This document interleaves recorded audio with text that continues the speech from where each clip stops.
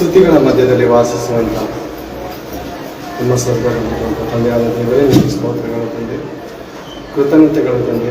ಇದುವರೆಗೂ ತಂದೆ ನಮ್ಮನ್ನು ಕಣ್ಮಣ್ಣು ಕಾಪಾಡಿ ನಿಮ್ಮ ರೆಕ್ಕೆಯಲ್ಲಿ ಮಗಮಾಚಿ ಯಾವುದೇ ಉಪದ್ರವವೂ ನಮ್ಮ ಗುಡಾರದ ಸಮೀಪಕ್ಕೂ ಬರದ ಹಾಗೆ ತಂದೆ ಎಲ್ಲ ಉಪದ್ರವಗಳಿಂದ ನಮ್ಮನ್ನು ಬಿಡಿಸಿ ಎಲ್ಲ ರೋಗಗಳಿಂದ ನಮ್ಮನ್ನು ಕಾಪಾಡಿ ಇದುವರೆಗೂ ನಿಮ್ಮ ಕಣ್ಮಣಿಯಂತೆ ಕಾದಿದ್ದ ನಿಮ್ಮ ಪ್ರೇಮಕ್ಕಾಗಿ ಸ್ತೋತ್ರಗಳು ತಂದೆ.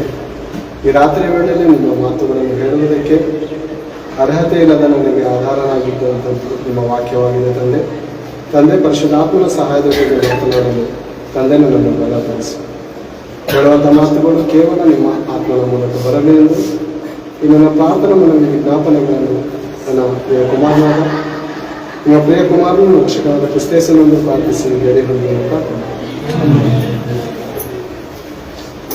ಸೇರಿ ಬಂದಿದ್ದ ಎಲ್ಲ ನನ್ನ ಆತ್ಮೀಯ ಸಹೋದರ ಸಹೋದರಿ ಅಣ್ಣಂದರಿಗೆ ನನ್ನ ಹೃದಯಪೂರ್ವಕಂತ ವಂದನೆಗಳು. ರಾತ್ರಿ ವೇಳೆಯಲ್ಲಿ ದೇವರ ಮಾತುಗಳನ್ನು ಖಂಡಿಸೋಣ. ಜ್ಞಾನೋಕ್ತಿಗಳು 4ನೇ ಅಧ್ಯಾಯ.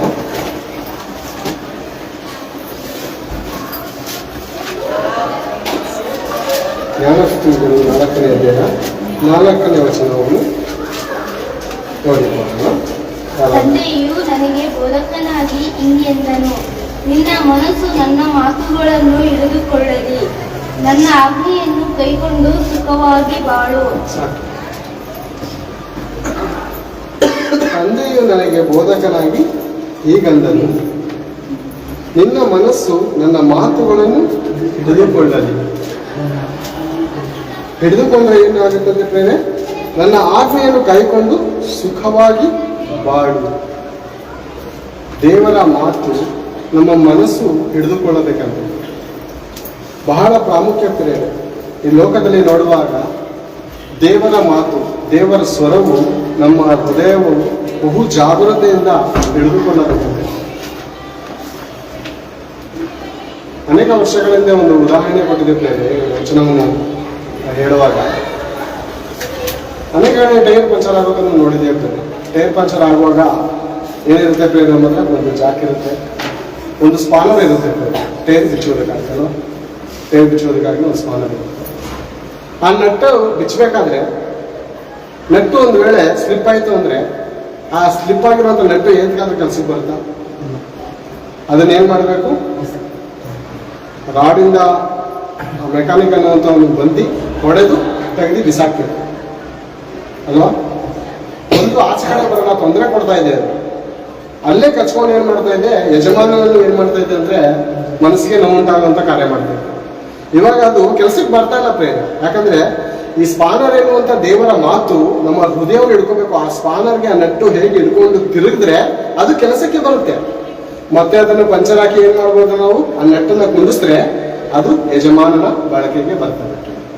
ಅದೇ ರೀತಿ ದೇವರ ಮಾತುಗಳು ನಮ್ಮ ಮನಸ್ಸನ್ನು ಏನ್ ಮಾಡ್ಬೇಕಂತೆ? ಕ್ಯಾಚ್ ಮಾಡ್ಕೋಬೇಕಂತೆ. ಅಂತ ಅಮೂಲ್ಯವಾದ ಮಾತುಗಳು ದೇವರ ಮಾತು ಏನಾಗಿದೆ ಅಂದ್ರೆ ಚಿನ್ನ ಬೆಳ್ಳಿ ವೈಡೂರ್ಯಕ್ಕಿಂತ ಅಮೂಲ್ಯ ಅಂತ. ಮಗನೇ ನೋಡಿ ಅದೇ ಹೇಳ್ತಾ ಇದೆ, ತಂದೆಯು ನನಗೆ ಬೋಧಕನಾಗಿ ಹೀಗಂದನು, ನಿನ್ನ ಮನಸ್ಸು ನನ್ನ ಮಾತುಗಳನ್ನು ಹಿಡಿದುಕೊಳ್ಳಲಿ, ನನ್ನ ಆಜ್ಞೆಯನ್ನು ಕೈಕೊಂಡು ಸುಖವಾಗಿ ಬಾಳು, ಜ್ಞಾನವನ್ನು ಪಡೆ, ವಿವೇಕವನ್ನು ಸಂಪಾದಿಸು, ಮರೆಯಬೇಡ. ಎಂತೇಳಿ ಮರೆಯಬೇಡ. ನಮ್ಮ ಮನಸ್ಸು ದೇವರ ಮಾತುಗಳನ್ನು ನೆನಪಿಸಿಕೊಳ್ತಾ ಇದೆಯಾ ಅಥವಾ ಲೋಕದ ಕಾರ್ಯಗಳಲ್ಲಿ, ಲೋಕದ ಮಾತುಗಳಲ್ಲಿ ನೆನಪಾಗಿರ್ತಾ ಇದೆಯಾ? ಬೇರೆ 10 ವರ್ಷಗಳಿಂದ ಒಂದು ಚಲನಚಿತ್ರ ನೋಡಿದ್ವಿ. 10 ವರ್ಷದಿಂದ ಒಂದು ಚಲನಚಿತ್ರ ನೋಡಿದ್ರೆ ಯಾವ ಒಂದು ಹುಡುಗ ಒಂದು ಹುಡುಗಿಗೆ ಪ್ರಪೋಸ್ ಮಾಡ್ಬೇಕಾದ್ರೆ ಯಾವ ಹಾಡು ಬರುತ್ತೆ ಅಂತ 10 ವರ್ಷದಿಂದ ನೋಡಿದಂತ ಫಿಲಮ್ ನಮ್ಗೆ ನೆನಪು ಬರುತ್ತೆ. ನಿಜವಾಗ್ಲೂ ಬೇರೆ ಬರುತ್ತೆ. ಕಳೆದ ವಾರ ವಾಕ್ಯ ಹೇಳಿದಂತ ಸಹೋದರ ಲೇಖ ಸರ್ ಹೇಳ್ತಾ ಇರ್ತಾರೆ, ಕಳೆದ ವಾರ ಹೇಳಿರುವಂತ ವಚನ ಏನಾದ್ರು ಜ್ಞಾಪನ ಇದೆಯಾ? ಏನ್ ನಡೀತು ಏನು ಅಂತ ಅಂದ್ರೆ ಅದರಲ್ಲಿರುವಂತ ಸ್ಟೋರಿ ಕಥೆ ಮಾತ್ರ ಹೇಳ್ತೀವಿ ಅಷ್ಟೇ. ಯಾವ ವಿಷಯಕ್ಕೋಸ್ಕರ ವಚನ ಇದ್ರು ಅಂತ ಮರ್ತೋಗ್ಬಿಟ್ಟಿರ್ತೀವಿ. ಅದೇ ರೀತಿ ನಮ್ಮ ಮನಸ್ಸು ದೇವರ ವಾಕ್ಯವು ಅನೇಕ ವರ್ಷಗಳಿಂದ ಕೇಳಿದಾಗ ನಾವು ಮರ್ತೋಗ್ತಾ ಇದೀವ, ಅದನ್ನು ನೆನಪಲ್ಲಿ ಇಟ್ಕೊಳ್ತಾ ಇದೀವಿ ಅಂತ ಹೇಳಿದ್ರೆ, ನಾವು ಇದುವರೆಗೂ ಹೇಳಿದಂತ ವಚನಗಳು ನೆನಪಲ್ಲಿ ಇಟ್ಕೊಂಡಿದ್ರೆ ನಡೆದಾಡುವಂತ ಸತ್ಯವೇದ ಆಗ್ತಾ ಇದ್ದ. ಏನಾಗ್ತಾ ಇದ್ದು? ಸತ್ಯವೇದ ನಾವು ನಮ್ಮ ಜೊತೆನೇ ಇರ್ತಾ ಇದ್ದೀವಿ, ನಮ್ಮನ್ನೇ ಇರ್ತಾ ಇದ್ದು ಸತ್ಯವೇದ ಅಲ್ವಾ? ದೇವರು ಅದಕ್ಕೆ ಹೇಳ್ತಾರೆ ಪ್ರಾಮುಖ್ಯವಾಗಿ ನಿನ್ನ ಮನಸ್ಸು ಐತಲ್ಲ, ನಿನ್ನ ಮನಸ್ಸು ಏನಾಗಿದೆ ಗೊತ್ತಾ, ಅದು ವಂಚಕ. ಹೃದಯವು ಎಲ್ಲದಕ್ಕಿಂತ ವಂಚಕ ಅಂತೇಳಿ, ಅದು ಗುಣವಾಗದ ರೋಗ, ಪಾಪ ಎಂಬುವಂತ ರೋಗಕ್ಕೆ ಒಳಗಾಗಿದೆ ಅಂತ ನಾವು ಯೆರೆಮೀಯದಲ್ಲಿ ನೋಡಿರ್ಬೋದು. 9:9 ನೋಡಿದ್ದೀವಿ ನಾವು ಅಲ್ವಾ?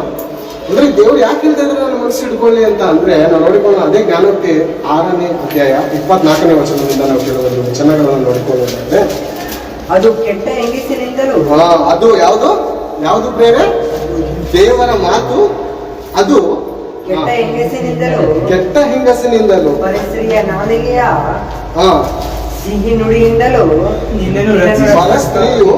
ಪರಸ್ತ್ರೀಯ ನಾಲಿಗೆಯ ಸಿಹಿ ನುಡಿಯಿಂದಲೂ ನಿನ್ನನ್ನು ರಕ್ಷಿಸತಕ್ಕದ್ದಾಗಿದೆ.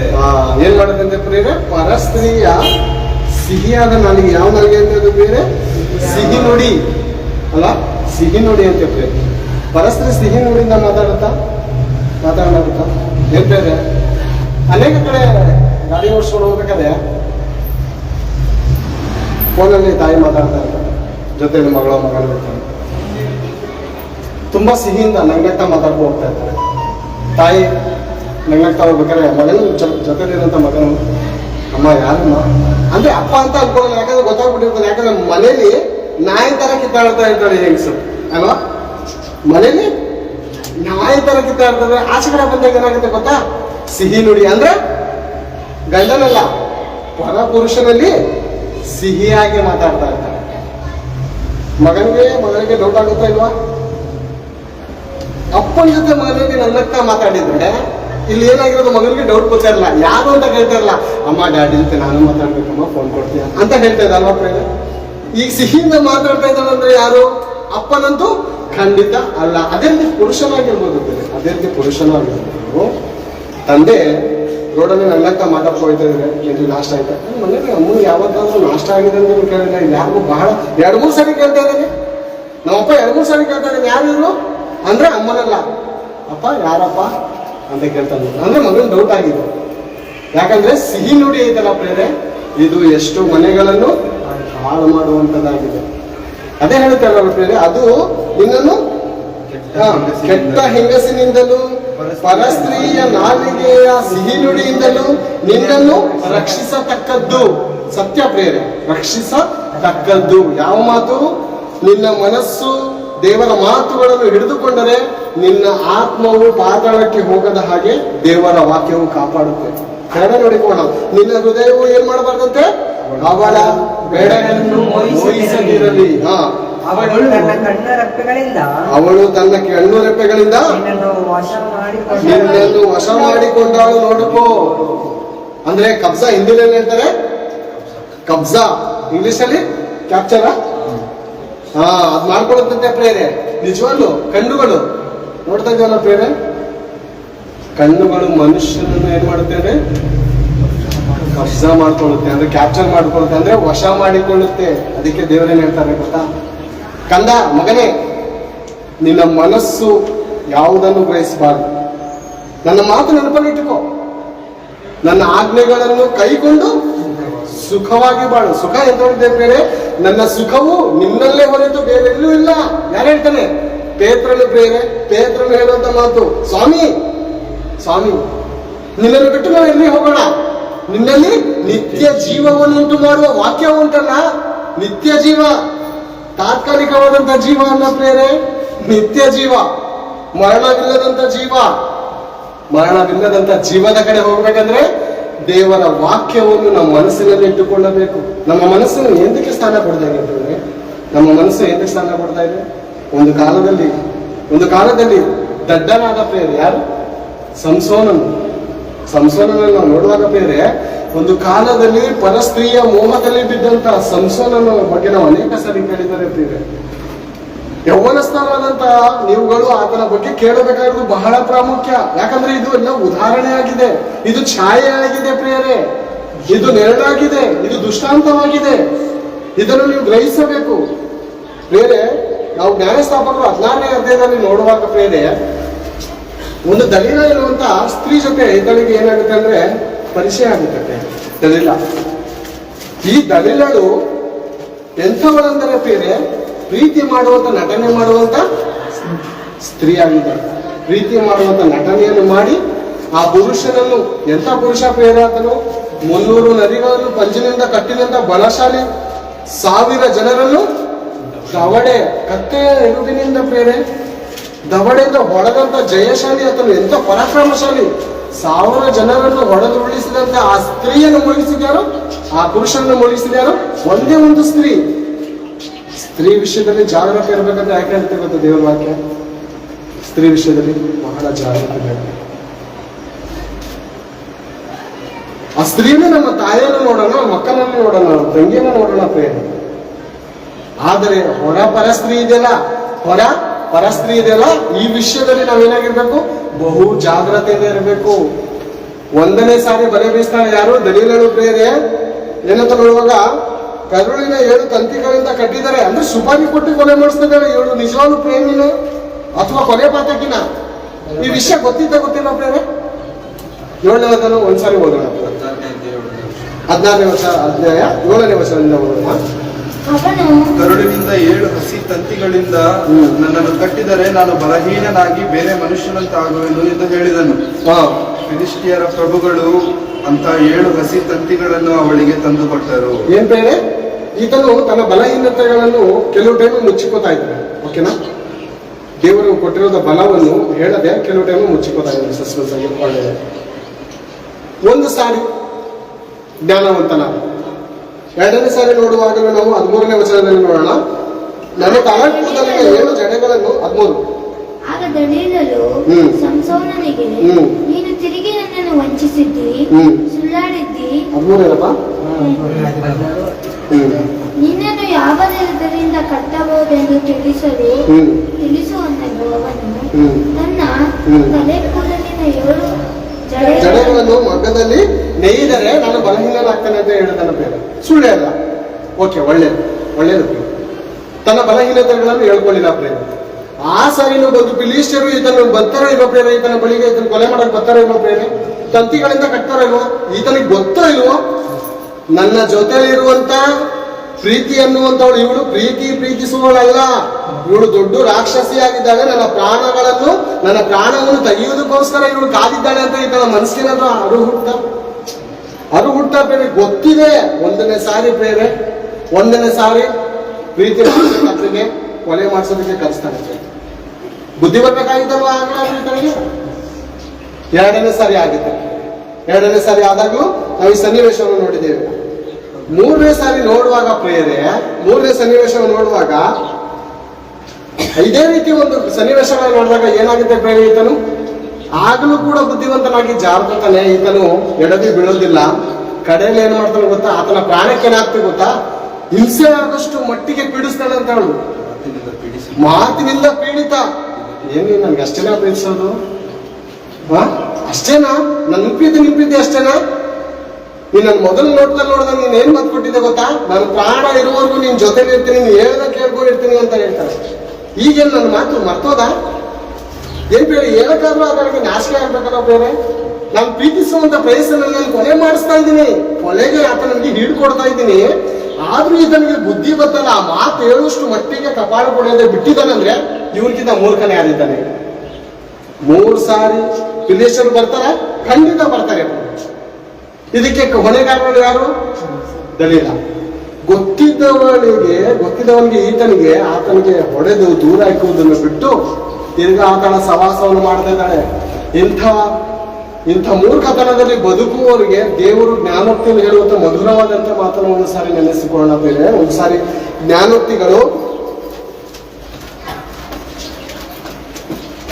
7ನೇ ಅಧ್ಯಾಯ 22ನೇ ವಚನದಿಂದ ಗಮನವಿಟ್ಟು ಕೇಳೋಣ. ಜ್ಞಾನೋಕ್ತಿಗಳು 7ನೇ ಅಧ್ಯಾಯ 22ನೇ ವಚನದಿಂದ. ಹೋರಿಯು ಗಮನಿಸೋಣ.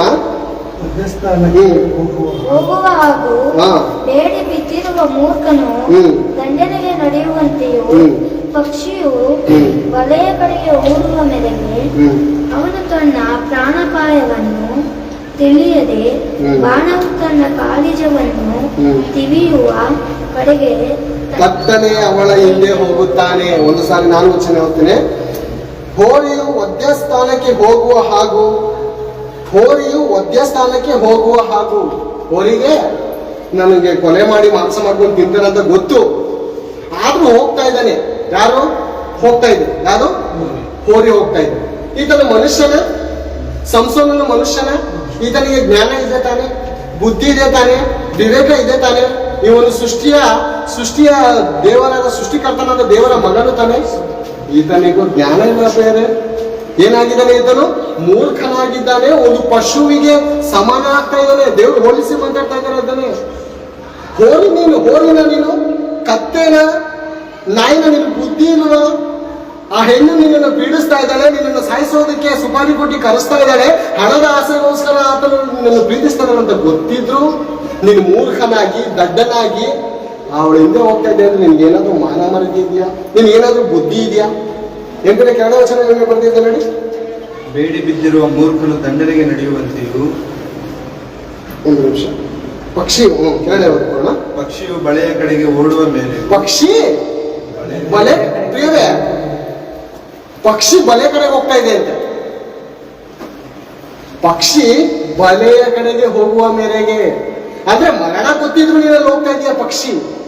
ಈಗ ನಾವು ಪಕ್ಷಿಗಳನ್ನ ಹಿಡಿದು ತಿನ್ನುವಂತ ಜ್ಞಾನ ನಮ್ಗಿರದೆ, ಆದ್ರೆ ಪಕ್ಷಿ ಯಾಮಾರಿ ಬಲೆ ಕಡೆ ಹೋಗ್ತಾ ಇದೆ, ಮರಣದ ಕಡೆ ಅದು ಹೋಗ್ತಾ ಇದೆ. ನಾವು ಪಕ್ಷಿಗಳ ದೇವರ ವಾಕ್ಯ ಏನಂತೆ ಬೇರೆ, ನೀವು ಪಕ್ಷಿಗಳಿಗಿಂತ ಎಷ್ಟು ಹೆಚ್ಚಿನವರಲ್ಲವೇ?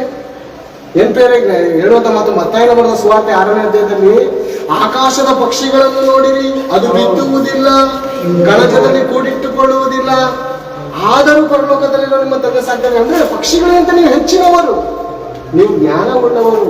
ಅಮ್ಮ, ನೀವು ಜ್ಞಾನವಂತರು, ನೀವು ಬುದ್ಧಿವಂತರು. ನನ್ನ ಮಕ್ಕಳೇ ನೀವು ನನ್ನ ಸ್ವರೂಪದಲ್ಲಿ ಸೃಷ್ಟಿ ಮಾಡುವಂತ ನೀವು ಯಾರು ಗೊತ್ತಾ? ಬುದ್ಧಿವಂತರು. ನೀವು ಜ್ಞಾನಹೀನರಾಗಿ ಸೆರೆಗೆ ಹೋಗ್ತೀರಾ.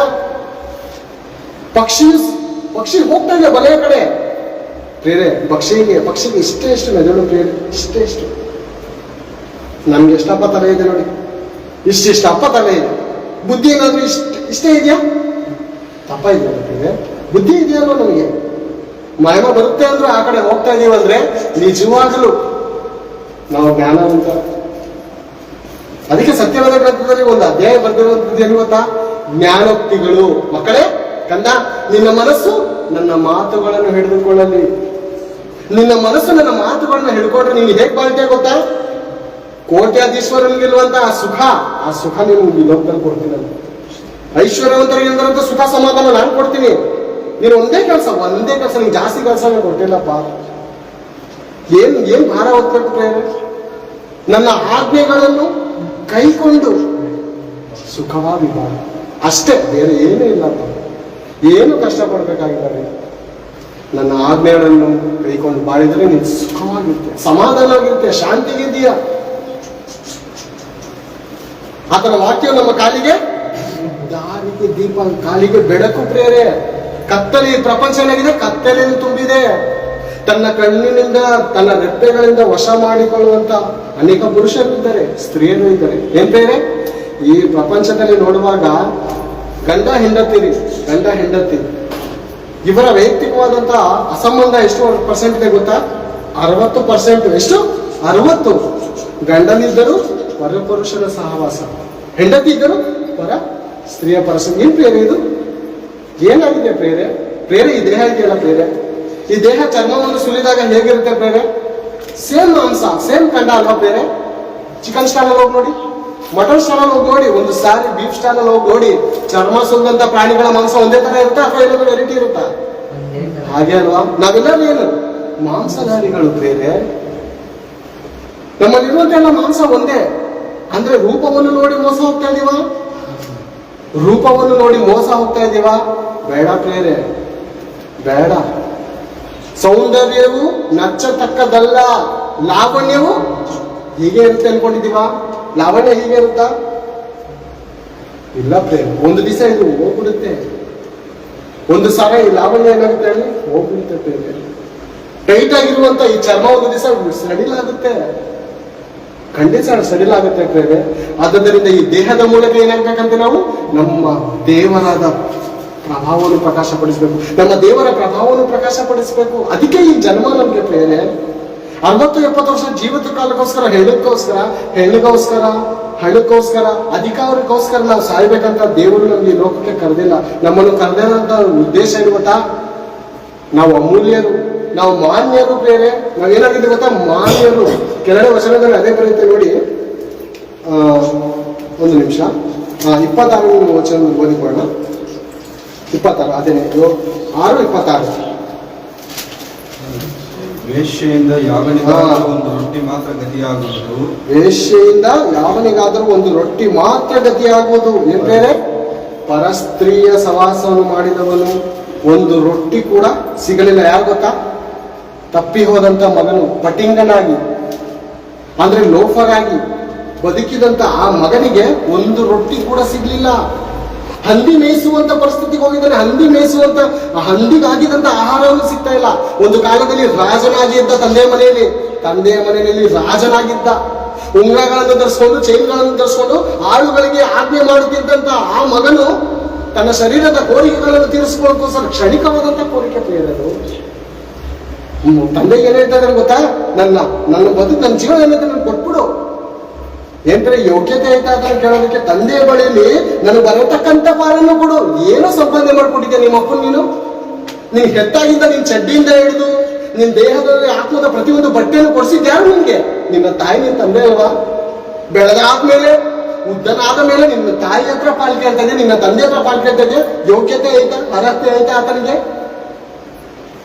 ತನ್ನ ಬದುಕನ್ನು ಮಾರಿ ಆ ಮಗನು ಆ ತಂದೆ ಕೊಟ್ಟಂತೆ ಪ್ರೇರೆ. ಆತನ ಮನಸ್ಸಿಗೆ ಎಷ್ಟು ಹರ್ಟ್ ಆಗಿರ್ಬೇಕು ಪ್ರೇರೆ. ಒಬ್ಬ ತಂದೆಯ ಬಳಿಯಲ್ಲಿ ಆಸ್ತಿ ಕೇಳ್ತಾ ಇದ್ದಾನೆ ಅಂದ್ರೆ ಆ ಮಗನು ಜೀವನ ಇರೋ ಪ್ರತಿ ಆತನಿಗೆ ತಿನ್ನೋದಕ್ಕೆ ಆಗದಿರೋಂಥ ಪರಿಸ್ಥಿತಿಯಲ್ಲಿ ಪ್ರೇರೆ ತಂದೆ ತಾಯಿಗಳು ಚಂದಮಾಮವನ್ನು ತೋರಿಸಿ ತಿನ್ನಿಸ್ತಾರೆ.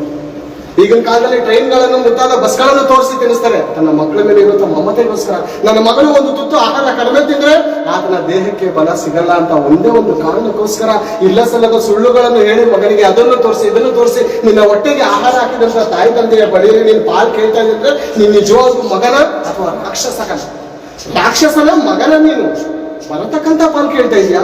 ಏನ್ ಬರ್ತಕ್ಕಂಥ ನಿನ್ಗೆ? ಏನ್ ಬರ್ಬೇಕು?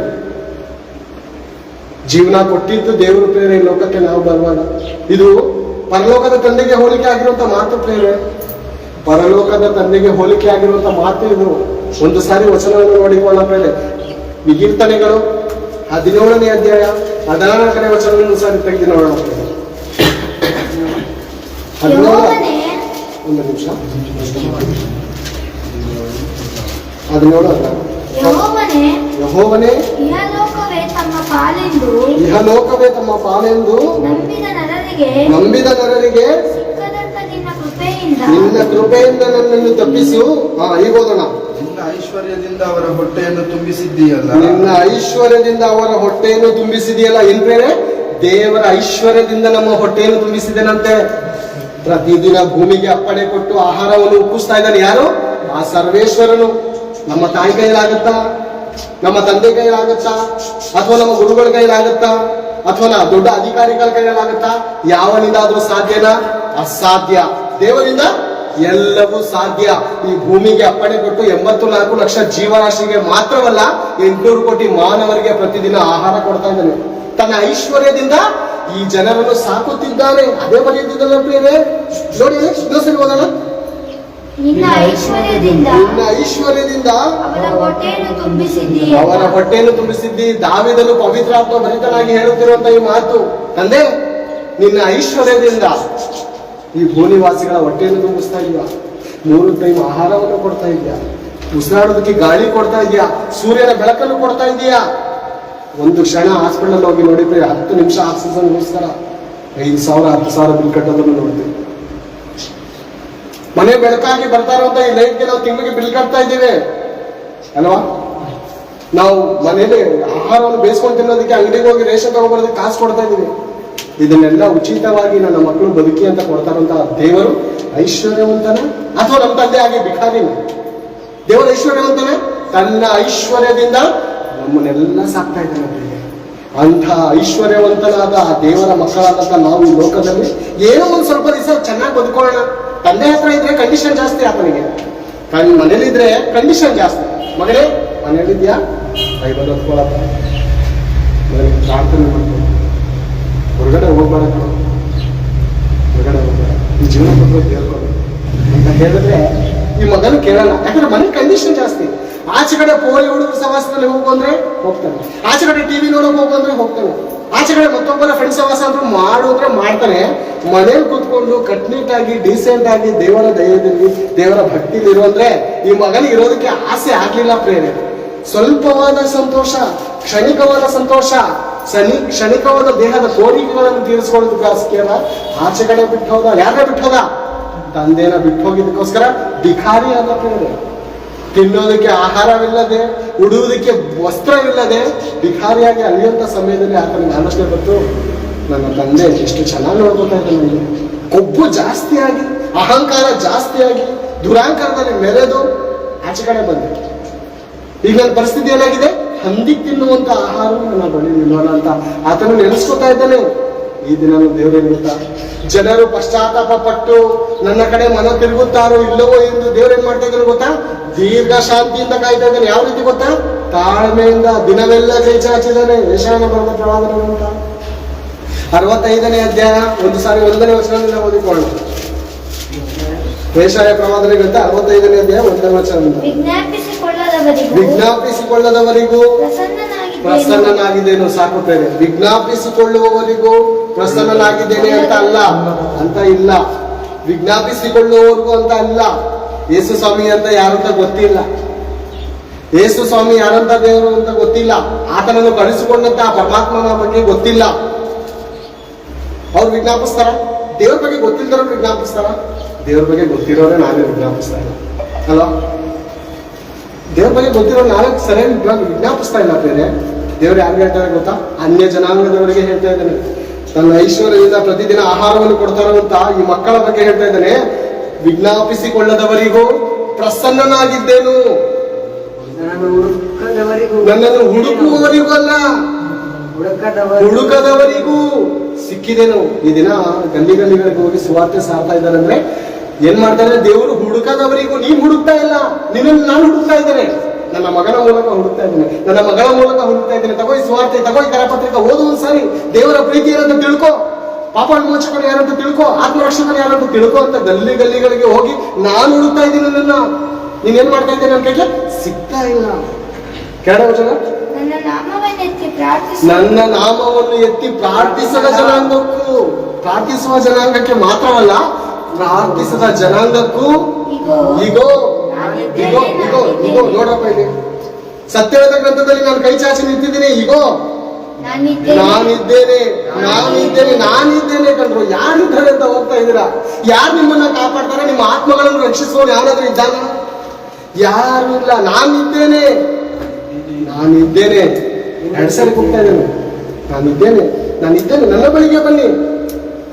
ಪ್ರಾರ್ಥಿಸಿದ ಜನಾಂಗವೇ, ಹುಡುಗದ ಜನಾಂಗವೇ, ನಾನಿದ್ದೇನೆ. ಯಾರ ಬಳಿಗೆ ಹೋಗ್ತಾ ಇದ್ದೀರಾ? ಯಾರು ನಿಮ್ಮನ್ನು ರಕ್ಷಿಸ್ತಾರೆ? ಯಾರು ನಿಮ್ಮನ್ನು ರಕ್ಷಿಸಲು ಸಾಧ್ಯವಿಲ್ಲ. ಲೋಕ ರಕ್ಷಕನನ್ನು ನಾನು ಕಳಿಸಿದ್ದೇನೆ. ಆತನೊಬ್ಬನೇ ರಕ್ಷಿಸುವ ಆತನು, ನಮ್ಮ ಆತ್ಮಗಳನ್ನು ರಕ್ಷಿಸುವ ಆತನು ಆತನು. ಯಾಕಂದ್ರೆ ನಮ್ಮ ಜೀವ ಏನಾಗಿದೆ? ಆಗಲೇ ನೋಡಿದ್ವಲ್ಲ, ಜ್ಞಾನೋಕ್ತಿಗಳನ್ನು ನೋಡಿದ್ವಲ್ಲ, 6ನೇ ಅಧ್ಯಾಯ. ಮತ್ತೊಂದು ಸಾರಿ ಅದು ಓದಿಕೊಳ್ಳೋಣ. ಜ್ಞಾನೋಕ್ತಿಗಳು ಇನ್ನೊಂದ್ಸಾರಿ ಅಮೂಲ್ಯವಾದಂಥ ಮಾತನ್ನು ನಿಲ್ಲಿಸಿಕೊಳ್ಳೋಣ.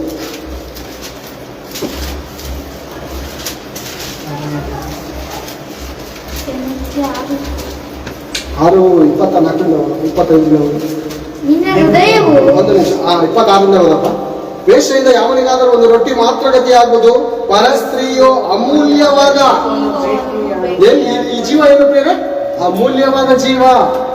ಸಹೋದರರು ಕೆಲವೊಂದು ತಿಂಗಳಿಂದ ಹೇಳಿದಂತ ಮಾತು. ಈ ದೇಹಕ್ಕೆ ಬೆಲೆ ಎಷ್ಟು ಗೊತ್ತಾ? 36 ಕೋಟಿ ಅಂತೆ. ಇವರಂದ್ರೆ ಯಾರು ದಾಖಲೆ ಇಲ್ಲ. 36 ಕೋಟಿಗೆ ಬೆಲೆ ಬಾಳುವಂತ ಈ ದೇಹ ಪ್ರೇರೆ, 36 ಕೋಟಿಗೆ ಬೆಲೆ ಬಾಳುವಂತ ಈ ದೇಹ ಕೇವಲ ಯಾವ್ದೋ ಬೇರೆ ಹುಡುಕುತನಕ್ಕೆ, ಲಿವರ್ನ ಡ್ಯಾಮೇಜ್, ಹುಡುಕುತನಕ್ಕೆ. ಹಣನೂ ವೇಸ್ಟ್, 36 ಕೋಟಿ ಆಸ್ತಿನೂ ವೇಸ್ಟ್ ಮಾಡ್ಕೊತಾ ಇದ್ವಿ. ಇವಾಗ 36 ಕೋಟಿ ಬೆಲೆ ಬಾಳುವಂತ ಈ ಮನೆ ಒಳಗಡೆ ಹಂದಿಗಳನ್ನ ಸಾಕೋತೀವ, ನಾಯಿಗಳನ್ನ ಸಾಕೋತೀವ, ಸಾಕ್ತಿವ ಪ್ರೇರೆ? ಕೊಚ್ಚೆ ಆಗಿರೋಂಥದ್ದು ಸಾಕೋತೀವ? ಮತ್ತೆ ಈ ದೇಹ ಎಂಬುವಂಥ ದೇವಾಲಯದಲ್ಲಿ ಏನೇನ್ ಸಾಕ್ತಾ ಇದೀವಿ ನಾವು? ಏನೇನ್ ಸಾಕ್ತಾ ಇದೀವಿ ಪ್ರೇರೆ? ನೋಡಿ ಎಷ್ಟು ಪ್ರಾಣಿಗಳಿದೆ ನೋಡ್ಕೊಂಡು ನಾವು ಸಾಕ್ತಾ ಇದ್ದೀವಿ. ಯಾವ ಪ್ರಾಣಿಗಳಿದೆ ನಮ್ಮಲ್ಲಿ? ಕ್ರೂರ ಮೃಗವಿದೆಯಾ? ಅಥವಾ ಯೇಸು ಕ್ರಿಸ್ತನ ಅಮೂಲ್ಯವಾದಂಥ ಮಾತುಗಳು ನಮ್ಮ ಹೃದಯವನ್ನು ಹಿಡಿದುಕೊಂಡಿದ್ದೀವ? ಈ ದೇಹ ಎಂಬುವಂಥ ದೇವಾಲಯದಲ್ಲಿ, ಈ ದೇಹವೆಂಬುವಂಥ ಗರ್ಭಗುಡಿಯಲ್ಲಿ ದೇವರ ಮಾತುಗಳಿದೆಯಾ ಅಥವಾ ದೇವರ ಆಲೋಚನೆಗಳಿದೆಯಾ? ಒಂದು ಸಾರಿ ಆಲೋಚನೆ ಮಾಡೋಣ ಪ್ರೇರೆ. ಕಾಲವು ಕೊಂಚವಾಗಿದೆ, ಕಾಲವು ಕೊಂಚವಾಗಿದೆ. ಆ ದೇವರ ಮನಸ್ಸನ್ನು, ಯೇಸು ಕ್ರಿಸ್ತನ ತ್ಯಾಗವನ್ನು ನಾವೊಂದು ಸಾರಿ ಗ್ರಹಿಸಿಕೊಳ್ಳೋದಾದರೆ ನಿಜವಾಗ್ಲೂ ನಮ್ಮ ಜೀವನ ಇದ್ದ ಸ್ಥಿತಿಯಲ್ಲಿ ಇರೋದಿಲ್ಲ ಪ್ರಿಯರೇ. ಆತನ ಮಾತುಗಳನ್ನು ನಾವು ಕೈಕೊಂಡು ನಡೆದರೆ ನಮ್ಮ ಜೀವಿತ ಸುಖವಾಗಿ ಬಾಳುತ್ತೆ. ಎಲ್ಲಿ ಕಳೆದೋಗಿದ್ದೀವಿ, ಎಲ್ಲಿ ಬಿದ್ದೋಗಿದ್ದೀವಿ? ಒಂದು ಸಾರಿ ನಮ್ಮನ್ನು ನಾವು ಎಚ್ಚೆತ್ತುಕೊಳ್ಳೋಣ. ಅಮೂಲ್ಯವಾದಂಥ ಜೀವ, ಈ ಅಮೂಲ್ಯವಾದಂಥ ಜೀವಕ್ಕೆ ಒಂದು ಅಮೂಲ್ಯವಾದಂಥ ರಕ್ತ ಸುರಿಯಲ್ಪಟ್ಟಿದೆ ಪ್ರೇರೆ. ಗೊತ್ತಲ್ಲ ಪ್ರೇರೆ? 1 ಪೇತ್ರ 1ನೇ ಅಧ್ಯಾಯ 19ನೇ ವಚನವನ್ನು ತೆಗೆದು ಓದೋಣ ಪ್ರೇರೆ. 1 ಪೇತ್ರನ ಬರೆದ ಮೊದಲನೇ ಪತ್ರಿಕೆ 1ನೇ ಅಧ್ಯಾಯ ಕಡೆದಾಗಿ ನೋಡಿ ಮುಗಿಸ್ಕೊಳ್ಳೋಣ. ಪೂರ್ಣಾಂಗವಾದ ನಿಷ್ಕಳಂಕವಾದ ಯಜ್ಞದ ಕುರಿಯ ರಕ್ತದಿಂದಲೋ ಎಂಬಂತೆ ಅಮೂಲ್ಯವಾದ ರಕ್ತದಿಂದ ಎಂದು ಬಲ್ಲಿರಲ್ಲವೇ? ಅಮೂಲ್ಯವಾದ ರಕ್ತ ಇದು. ಜುಜುಬಿ ರಕ್ತ ಅನ್ಕೊಂಡಿದೀವ? ನಮ್ಮ ಮನೇಲಿ 3 ದಿವಸದಿಂದ ಮಾಂಸ ಕೊಳದೋಗಿರುವಂತ ಮಾಂಸದಲ್ಲಿ ಬರುವಂತ ಆ ರಕ್ತ ಅನ್ಕೊಂಡಿದೀವ? ಖಂಡಿತ ಅಲ್ಲ. ಕೋಟಿ ವರ್ಷಗಳಿಂದ ಈ ಸೂರ್ಯನಿಗಿರುವಂತ ಬೆಳಕು ಎಷ್ಟು ಬ್ರೈಟ್ ಆಗಿ ಹೊಡಿತಾ ಇದೆಯೋ, ಇವತ್ತಿಗೂ ಯೇಸು ಕ್ರಿಸ್ತನ ರಕ್ತವು ಸಕಲ ಪಾಪಗಳಿಂದ ತೊಳೆದು ನಮ್ಮನ್ನು ಶುದ್ಧಿ ಮಾಡುವುದಕ್ಕೆ ಶಕ್ತ ಉಳ್ಳಂತ ರಕ್ತ ಅದು. ಇನ್ನು ಕೋಟಿ ಅಂತ ಜನ ಹುಟ್ಟು ಬರಲಿ, ಅವರ ರಕ್ತ, ಅವರ ಪಾಪದಲ್ಲಿ ಹೊರಡುತ್ತಿರುವಂತ ಅವರ ರಕ್ತವನ್ನು ತೊಳೆದು ಯೇಸು ಕ್ರಿಸ್ತನ ರಕ್ತದಿಂದ ಪಾವನ ಮಾಡೋದಕ್ಕೆ ಆತನ ರಕ್ತವು ಪರಿಶುದ್ಧವಾದಂತ ರಕ್ತ. ಜಗದುತ್ಪತ್ತಿಗೆ ಮುಂಚೆ ಆತನು ನೇಮಿಸಲ್ಪಟ್ಟನು ಪ್ರೇರೆ. ಅದೇ ಮಾತನಾಡಲ್ಪಟ್ಟಿದೆ ನೋಡಿ, ಜಗದುತ್ಪತ್ತಿಗೆ ಮುಂಚೆ ಆತನು ನೇಮಕವಾದವನು. ಬೇರೆ ಅನೇಕ ಹಬ್ಬಗಳು ಊರುಗಳಲ್ಲಿ ಹಬ್ಬಕ್ಕೆ ಕರೆಯುವಾಗೆಲ್ಲ ಹೋದಾಗ ಕುರಿಗಳು ಕಟ್ಟಾಕಿರೋರು ಬೇರೆ ಬೀದಿಗಳಲ್ಲಿ. ಹಬ್ಬ ಯಾವಾಗಿದೆ? 15 ದಿವಸ ಇನ್ನು 15 ದಿವಸ ಇದೆ, 1 ವಾರ ಇದೆ. ಏನ್ ತಿನ್ನಪ್ಪ ಈ ಕುರಿ? ಹಬ್ಬಕ್ಕೋಸ್ಕರ, ಹಬ್ಬಕ್ಕೂಯಕ್ಕೋಸ್ಕರ, ಹಬ್ಬಕ್ಕೆ ಕುರಿಗೋಸ್ಕರ ಮಾಡಿದ್ದೇನೆ. ದೇವರು ಯಾವಾಗ ಮಾಡಿದ್ದಾನೆ ಗೊತ್ತಾ? ಈ ಕುರಿಗೆ ಜಗತ್ತು ಉಂಟಾಗುವುದಕ್ಕಿಂತ ಮುಂಚೆ ದೇವರು ಆ ಕುರಿನ ಸಿದ್ಧ ಮಾಡಿಟ್ಟಿದ್ದಾನೆ. ಯಾಕೆ ಗೊತ್ತಾ? ನನ್ನ ಮಕ್ಕಳು ಪಾಪಿಷ್ಟರಾಗಿ ದುಷ್ಟರಾಗಿ ಬದುಕುವಾಗ ನನ್ನ ಮಕ್ಕಳನ್ನು ಏನ್ ಮಾಡ್ಬಾರ್ದು? ಕಳ್ಕೋಬಾರ್ದು, ಅವ್ರ ನರಕಕ್ಕೆ ಹೋಗ್ಬಾರ್ದು. ಅವ್ರು ಏನ್ ಮಾಡ್ಬೇಕು? ನನ್ನ ಜೊತೆ ಸದಾ ಜೀವಿಸಬೇಕು ಅಂತ ದೇವರು ಒಂದು ಕುರಿಯನ್ನು ಸಿದ್ಧ ಮಾಡಿದ್ದಾನೆ. ಆ ಕುರಿಯೇ ಯೇಸು ಕ್ರಿಸ್ತನ ರಕ್ತವು. ಆ ರಕ್ತ ಸಕಲ ಪಾಪಗಳಿಂದ ನಮ್ಮನ್ನು ಶುದ್ಧಿ ಮಾಡಿ ನಮ್ಮನ್ನು ಪರಿಶುದ್ಧವಾಗಿ ಮಾಡುತ್ತೆ. ತೊಳೆಯಲ್ಪಟ್ಟಿದ್ದೇವಲ್ಲ ನಾವು. ರಕ್ತದಿಂದ ತೊಳೆಯಲ್ಪಟ್ಟವ್ರು ಯಾರು ಗೊತ್ತಾ? ನಾವೇ ಧನ್ಯರು. ನಾವು ಧನ್ಯರು. ಯಾವನ ಪಾಪವು ಕ್ಷಮಿಸಲ್ಪಟ್ಟಿದೆಯೋ, ಯಾವನ ಅಪರಾಧವೋ ಅವನ ಲೆಕ್ಕಕ್ಕೆ ಎಣಿಸಲ್ಪಡುವುದಿಲ್ಲವೋ ಅವನೇ ಧನ್ಯನು. ಅವನು ಭಾಗ್ಯವಂತನು. ಆ ಭಾಗ್ಯವಂತರ ಪಟ್ಟಿಯಲ್ಲಿ ನಾವು ನೀವು ದಿನ ಎಣಿಸಲ್ಪಟ್ಟಿರೋದಕ್ಕಾಗಿ ದೇವರಿಗೆ ಕೃತಜ್ಞತೆಗಳನ್ನು ಸಮರ್ಪಿಸುತ್ತಾ ನನ್ನ 2 ಮಾತುಗಳನ್ನು ಮುಗಿಸ್ತಾ ಇದ್ದೀನಿ. ಎಲ್ಲರಿಗೂ ಧನ್ಯವಾದ.